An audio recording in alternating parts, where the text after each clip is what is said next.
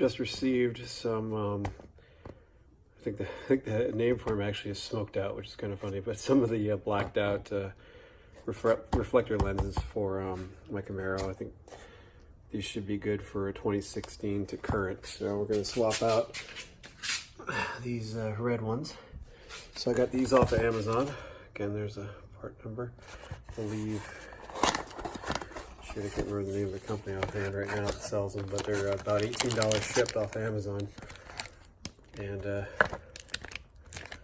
I seriously doubt they're any different than any of the other ones out there. They look pretty good to me. Got the hardware, and we have the lenses covered with some plastic films so they don't get damaged. But yeah, Bunker, sorry.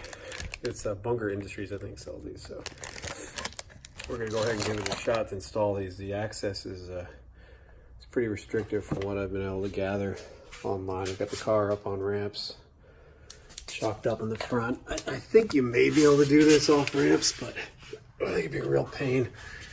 Oh yeah, this is much better. I looked under here without ramps and wasn't a whole heck of a lot of room, but there's this gap, right? Let's get a little closer. Okay, so here's the Phillips screw I was talking about. This guy, you're going to unscrew him, and that will go ahead and allow you to remove the stock reflector. You can see it's pretty tight in here. Screw hole is hidden up in here, and I've got the Borla tackle on this car. The stock muffler would take up quite a bit more space, but I still think you can get in here with it up on ramp. So screws in here. I'm going to show you some tools that I picked up from Amazon to help with this. So I ordered one of these telescoping magnets. Pretty cool little kit. I think it's $7. Comes with a telescoping roach clip, the magnet. There's the back of this thing. Comes with a bigger magnet, but it has a light on the end of it, which is pretty neat. It's telescoping, and it comes with a telescoping mirror, which really comes in handy, especially if you're doing dental work. That's a bad joke. Anyway, as I drop it, we're gonna go ahead and remove that Phillips, and hopefully be able to snake that screw out, because it's gonna fall into the little bumper crevice. Hopefully we can snake it out with this guy. So there's that screw head again.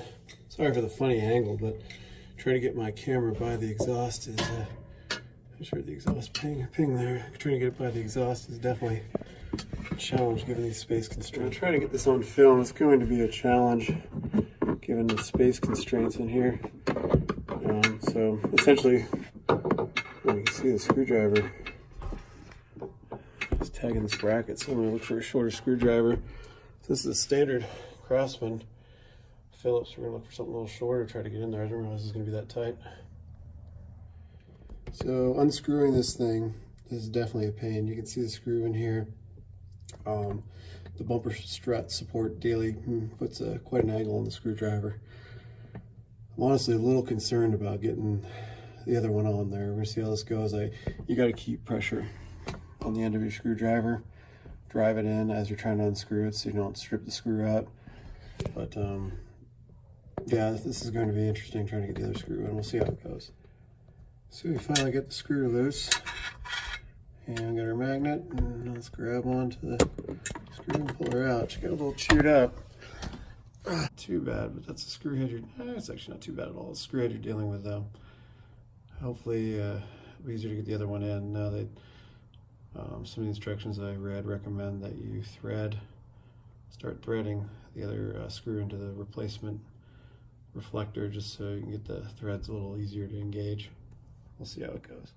So here's what it should look like. I'm just holding it in place right now. I'm going to go ahead and start the threads. Unfortunately, this thread set has a separate washer from the screws, so that's going to make it even more fun to get this thing going. I may see if the stock screw fits.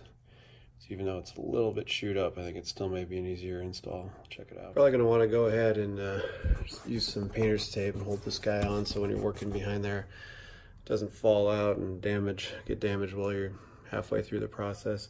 So we're going to use our magnetic tool to try to fish the screw in. Hopefully seems like it's holding the whole thing together. Hopefully we can even get a little bit of a twist on it with this guy, and I'll see where we end up. Okay, so we got it in there. It was one heck of a challenge. Ended up magnetizing my screwdriver a little bit, and then just really carefully fishing the screw through without the reflector on the other side, and then kind of getting myself in line with the bumper and the you know, in and out, kind of in line with the bumper widthwise of the car, so I could hold the reflector on one side and screw it on the other. Once I got the threads widening, then I could carefully screw it in so I don't strip it out. But it's a pain, definitely not impossible, but you're limited in space, so you're going to need an assortment of screwdrivers to find the right one. There's the first one installed. A couple notes when you're putting it in. Make sure that what happened to me the first time is the clip in the front, or on the other side. This guy right here wasn't all the way engaged, so it sat a little bit proud. Sat out a little bit, and there's a big gap here, so it wasn't seated right. So I had to go back in. It was pretty obvious because this guy was kind of sitting in a funny place and everything. So just loosened it up and put it back in the right way. So it's all seated nice and flush now. So I think that looks, it's a pretty nice little change. So we're gonna give the other guy a shot. That's what, oops, got a little bit of reflection off it, but there's the smoked one, and let's see if I can get from the other side. There's the red one. So I think it's a definite improvement for a little bit of money and some time. So now we're on the driver's side, same approach. Get our screwdriver up in there. Again, make sure you have a screwdriver where the head matches in there real tight, because you don't want to strip. Oh, this one's much easier. You don't want to strip this thing out halfway through. That'd be pretty unpleasant. So this one's a little bit looser, so much easier to start with, and of course, prove me wrong, but it's easier to do it without a camera in your hand. But there you go. So I'm gonna go ahead, this guy's turning pretty good. I'm gonna go ahead and remove this one and work on installing the driver's side. Once you get one done, one side, and figure it out, it is a lot easier to get the second side done. Handy magnet. Make sure you got a shop magnet like this, because these are almost necessary to do it, because you see there's no real gap under here for the screw to fall out. I know some folks have actually taken these guys off, this little bumper lip, and pulled the plastic, pushed it out a little bit to get a gap, but the magnet makes it much cleaner and easier. All right, so here's the driver's side. Passenger, driver's side. It's funny, you can see the reflection off my truck. A little bit of orange, but a little red from my toolbox. But when compared to potentially this, it's a nice touch for $18. A little bit of a pain, but it's doable. Just be patient, and you'll get these in.